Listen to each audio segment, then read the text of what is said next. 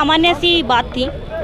तहसील में हर दिन इस तरीके की भीड़ लगती है, हज़ारों लोग खड़े होते हैं और ये रोज़ की समस्या थी कि जो तहसीलदार मैडम है वो हमेशा अंदर कमरे में बैठी रहती थी, बाहर नहीं आते, जनता से नहीं मिलते, उनकी समस्याओं को नहीं सुनते, जिसकी वजह से पब्लिक बहुत ज़्यादा परेशान थी। एक किसी व्यक्ति ने आकर्षण भाई को फ़ोन किया और उन्होंने बोला कि आप एक बार आकर हमारी बात सुनिए। बात सुनने का नतीजा ये हुआ कि मैडम 1 घंटे तक बाहर ही नहीं आई। 1 घंटे तक लाइव चलती रही। भाई साहब ने अंदर जाके भी देख लिया, वहाँ पर भी नहीं है, अंदर से बाथरूम का दरवाज़ा बंद है। तो उनको ये लगा कि कुछ गड़बड़ है, जिसकी वजह से उन्होंने वहाँ पे लाइव चालू कर दिया और सारी समस्या जब आन पड़ी, जब मैडम से ये सवाल पूछा गया कि मैडम आप ये बताओ कि आप 1 घंटे से अंदर कर क्या रही थी, तो इस बात का उनके पास कोई जवाब नहीं था। मैं साइन कर दी, अजीब अजीब सी बातें करती गई। मतलब एक अधिकारी से सिर्फ ये पूछ रहे ना कि आप काम क्यों नहीं करते, सिर्फ उसको लेकर इतना मतलब विरोध पैदा कर दिया कि मतलब उसके खिलाफ FIR ही दर्ज करा दी गई। और मुझे तो यहाँ आके कुछ लोगों ने बताया कि छेड़छाड़ जैसे आरोप भी लगाए गए हैं। मतलब मैं हैरान हूँ इस बात से कि मतलब यार इसमें छेड़छाड़ की क्या बात थी, सिर्फ यही तो पूछा था कि भाई और जिस समय आप तहसीलदार हो करनाल के, उस समय आप महिला नहीं हो, आप एक अधिकारी हो। एक अधिकारी से सवाल पूछा गया। अदरवाइज आकर्षण का उस मैडम से कोई पर्सनल इंटरेस्ट तो है नहीं, ना वो उनके पास उनका कोई पर्सनल काम है, वो तो किसी पब्लिक की आवाज़ को लेकर वहाँ पर गए। परिवार को भी नहीं बताया गया, गिरफ्तार कर लिया गया। देखो वैसे तो इतना बड़ा मुकदमा ही नहीं था कि उसमें इतने इनिशिएट लेवल पे गिरफ्तारी की जाए। नोटिस भी दिया जा सकता था, शामिल तफ्तीश करने के लिए बुलाया भी जा सकता था और भी बहुत सारे ऑप्शन थे। एंटिसिपेटरी बेल के भी मतलब ऑप्शन दिए जा सकते कि चलो आप देख लो ट्राई करा के। क्या पुलिस मौका नहीं देती है आरोपी को? मौका देती है, लेकिन ये मुकदमा इतना अर्जेंट बना दिया कि भाई इसमें तो आज ही गिरफ्तारी होनी चाहिए। मैम जो ब्रजभूषण शरण है उसको तो गिरफ्तार नहीं किया जा रहा और पत्रकार जो आवाज उठा रहे हैं भ्रष्टाचार के खिलाफ उनको गिरफ्तार किया जा रहा है। नहीं, पर पत्रकार भी इस बात को समझे। आप सभी पत्रकार जब ये प्रशासनिक अधिकारी आपको बुलाते हैं अपने मतलब के लिए, आप लोग जाते हो ना इनके पास, इनकी बाइट भी लेते हो। ये उस समय आपको ऐसे आवाज़ दे के फ़ोन कर करके बुलाएंगे, आओ जी आओ हमारी मीडिया में बाइट ले लो, ये कर लो। लेकिन बात जब खुद पे आ गई तो ये हमारे विरोध में उतर आए। समझने की बात ये है कि ये लोग सिर्फ ये चाहते हैं कि हमारी बुराई कोई ना करे, सिर्फ इनकी अच्छाई दिखाओ, बुराई मत दिखाओ। और बुराई दिखाना इसलिए ज़्यादा जरूरी है क्योंकि अभी चुनाव आ रहे हैं। आकर्षण को हम आज नहीं 1 महीने बाद हम रिहा करा ही लेंगे, लेकिन समस्या ये है कि अभी अक्टूबर नवंबर में चुनाव है नगर निगम के, उसके बाद MLA MP के भी चुनाव है। मैं सिर्फ इतना कहना चाहती हूँ देश की जनता से कि ये लोग हमारा इसी तरीके से शोषण करेंगे। 2014 में 2019 में इन लोगों ने ऐसे झूठे आश्वासन दिए जिसके बहाव में ये जनता बह गई। लेकिन आप लोगों के पास मौका है कि आप समझिए कि ये देश की जनता कैसे अपना बचाव करे। मैम ऐसा क्यों है कि दूसरों का दुख इनको चाल नजर आता है, षड्यंत्र नजर आता है, राजनीति नजर आती है? जंतर मंतर पर भी कह रहे हैं कि राजनीति कर रहे हैं, ऐसा क्यों?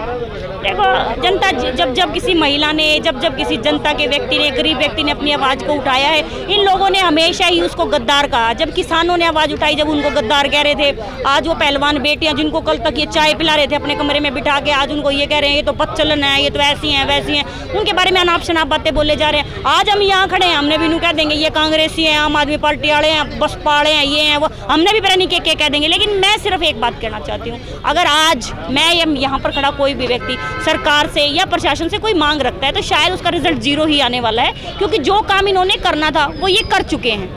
अब हमें जो उम्मीद है वो जनता से है कि जनता इनको अभी जो 2024 में जो चुनाव होंगे उसमें इनको पटकी मारने का काम अगर कर पाई तो शायद हम इस कलेश से निकल पाएंगे। अदरवाइज मैडम देखा जाता है कि जब खुद पर कार्रवाई की बात आती है तो पहले इंक्वायरी होगी फिर कार्रवाई होगी, और जब आम जनता की बात आती है तो पहले कार्रवाई होगी फिर इंक्वायरी होगी, ऐसा क्यों? देखो ये छांट रखे हैं लोग, रोड पे चलते हुए व्यक्ति को नहीं उठाएंगे क्योंकि उससे इनको कुछ रिजल्ट नहीं निकलने वाला। लेकिन मैं आप या आकर्षण भाई जैसा कोई भी व्यक्ति जो इनकी पोल खोल सकता है उसको ये फटाक से उठा लेंगे, क्योंकि उनके पास इनके खिलाफ बहुत कुछ होता है, बहुत सारे मसाले होते हैं जो इनको पोल खोलेंगे, पब्लिक को अवेयर करेंगे, जागरूक करेंगे उन सब चीज़ों से अपने आप को बचाने के लिए कि जनता को कुछ पता नहीं चलना चाहिए।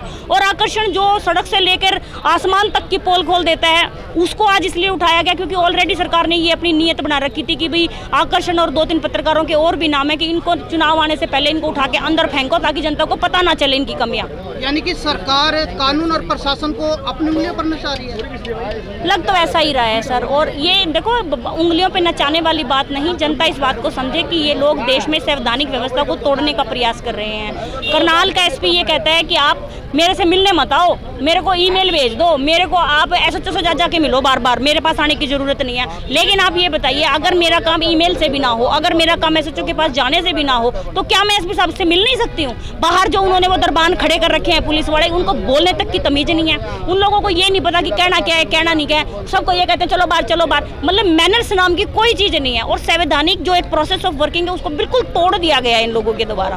ऐसे तो मैम देश का भाईचारा खराब होगा। नहीं, ये क्या, ये खराब नहीं हुआ। एक तहसीलदार थी, मान लो आकर्षण से कोई गलती होगी, उसने उसके खिलाफ FIR दर्ज कर दी, तो भाई FIR तो उस मैडम के खिलाफ भी बननी चाहिए ना, जिसने हजारों लोग बाहर परेशान कर रखे हैं। क्या उसके खिलाफ FIR नहीं बनती?